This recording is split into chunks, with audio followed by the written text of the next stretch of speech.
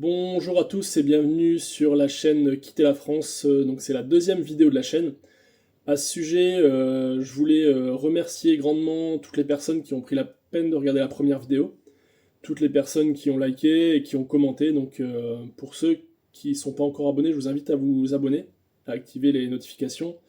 Pour résumer rapidement, c'est une chaîne qui traitera du départ de France, de l'émigration, de l'expatriation hors de France. Donc je vous invite à regarder la première vidéo où je résume un peu le thème de cette chaîne et je fais une rapide présentation. Est-ce qu'il faut être riche pour quitter la France? Alors pour traiter cette question, déjà on peut s'interroger sur ce qu'est être riche. Alors quelle est la définition de riche? C'est qui a de la fortune, possède des richesses. En tapant sur Google, c'est ce qu'on trouve. Alors ils sont bien gentils, mais ça ne nous avance pas à grand chose. Donc j'ai trouvé un autre article qui a été publié en octobre 2024, selon l'Observatoire des inégalités. Et en France, parce que la richesse dépend d'un pays à l'autre, en fait, on va pouvoir être riche dans un pays et pauvre dans un autre, à revenus égaux.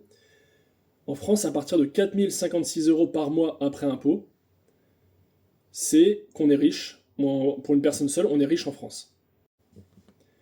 Donc vous l'aurez compris, la richesse, elle va dépendre de l'endroit où vous vous situez. Peut-être qu'aujourd'hui, vous n'êtes pas riche en France, mais demain, vous prenez l'avion, vous partez, n'importe quoi, bon, Indonésie, parce que moi je connais bien ce pays, vous partez en Indonésie, en Thaïlande, ben, avec peut-être 2000 euros par mois, vous aurez une vie très très confortable, bien plus confortable qu'en France. Alors faut-il être riche pour quitter la France? Je vais essayer de faire cette vidéo relativement courte, même si je pourrais en parler des heures, parce que il y a beaucoup de choses à voir, mais je pense que je développerai les différents points dans des vidéos à venir. Très simplement, en fait, il y a deux cas de figure. C'est soit vous avez déjà énormément d'argent, donc vous êtes déjà riche, et vous pourrez assez facilement vous expatrier dans n'importe quel pays, et sous réserve de faire des déplacements et d'avoir des revenus passifs, vous pourrez vivre à peu près partout. Mais bon, là, c'est encore une fois, ça veut dire avoir au moins 1 million d'euros de côté, ce que la majorité des Français n'ont pas.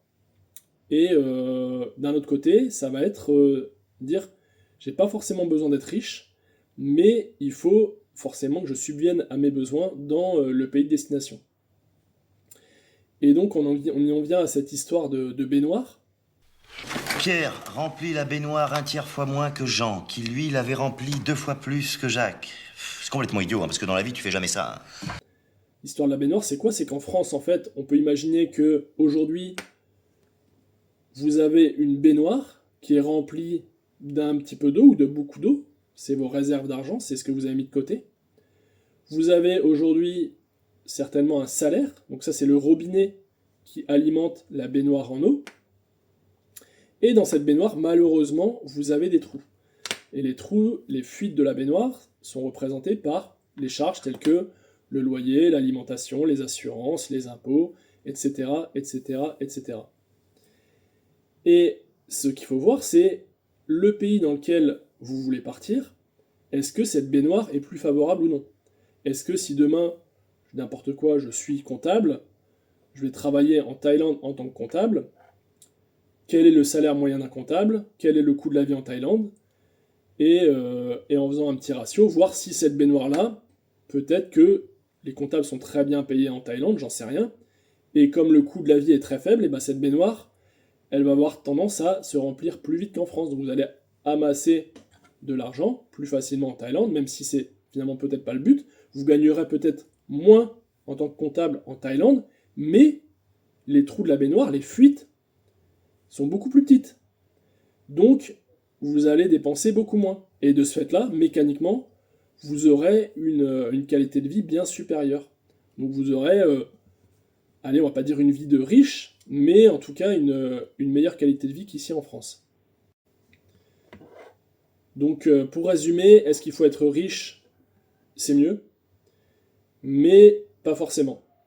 Par contre, il y a une chose, je pense, qui est indispensable à mettre en place si vous quittez la France et que vous avez un projet qui est quand même bien ficelé pour l'étranger. Vous aurez vérifié si vous avez les visas de travail, votre profession, vous pouvez l'exercer à l'étranger, ou même si vous êtes entrepreneur, est-ce que je peux créer une entreprise? Je suis boulanger, je veux créer une boulangerie française, est-ce que je peux le faire, etc.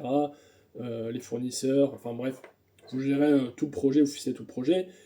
Par contre, moi, ce que je vous recommande chaudement, c'est d'avoir au moins 6 à 12 mois de frais de vie local sur place, quoi, parce que les choses prennent du temps, même si il y a des pays dans lesquels c'est quand même beaucoup plus simple au niveau administratif. De toute façon, on fera pas beaucoup plus difficile que la France, je pense. Mais voilà, ayez quand même un matelas de sécurité de 6 à 12 mois. Ce sera, même si vous n'avez jamais à l'utiliser, ce sera vraiment de la quiétude, de la tranquillité d'esprit. Et c'est un petit luxe qui est, à mon avis, indispensable à avoir, surtout quand on quitte la France. Si en plus on n'a pas eu beaucoup l'habitude des voyages, etc., il y aura déjà quand même pas mal de sources de stress qui seront là, et beaucoup de sources de plaisir et de bonheur, bien évidemment.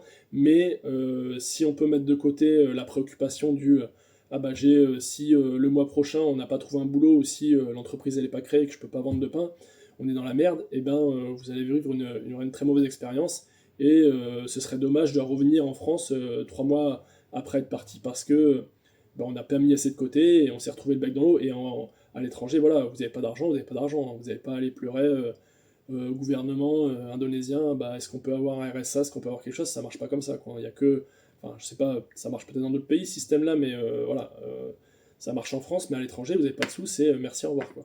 Et bien voilà, j'aurais essayé de faire succinct, je sais que c'est un sujet qui est très vaste à traiter, et il y a plein de cas de figure différents, et je pense que, mettez-moi en commentaire si vous avez des questions, ou si selon vos situations, si vous hésitez à partir parce que vous vous dites que il faut une fortune. D'ailleurs, je serais curieux de savoir, mettez-moi en commentaire combien il vous faudrait, à votre avis, demain pour tout plaquer.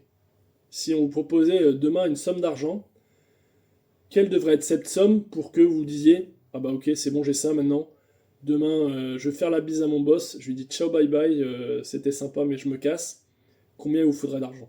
Mettez-moi ça en commentaire, et je suis curieux de voir, parce que moi je sais que voilà, j'ai une somme en tête, et on a tous notre somme, et il serait intéressant de voir ce qu'il vous faudrait pour effectivement quitter la France. Va jouer à la Nintendo parce que j'ai besoin de calme, tu vois. Ouais, c'est vrai, parce que là, y a un problème. C'est sûr, il est là le problème. Le jour où on saura combien d'eau Pierre-Jacques ont utilisé pour se lever le cul, on sera bien avancé, là. Un petit brin d'humour ne fait jamais de mal. Bon allez, je vous laisse pour ce soir. Je vous souhaite une bonne soirée, et je vous dis à bientôt pour une prochaine vidéo.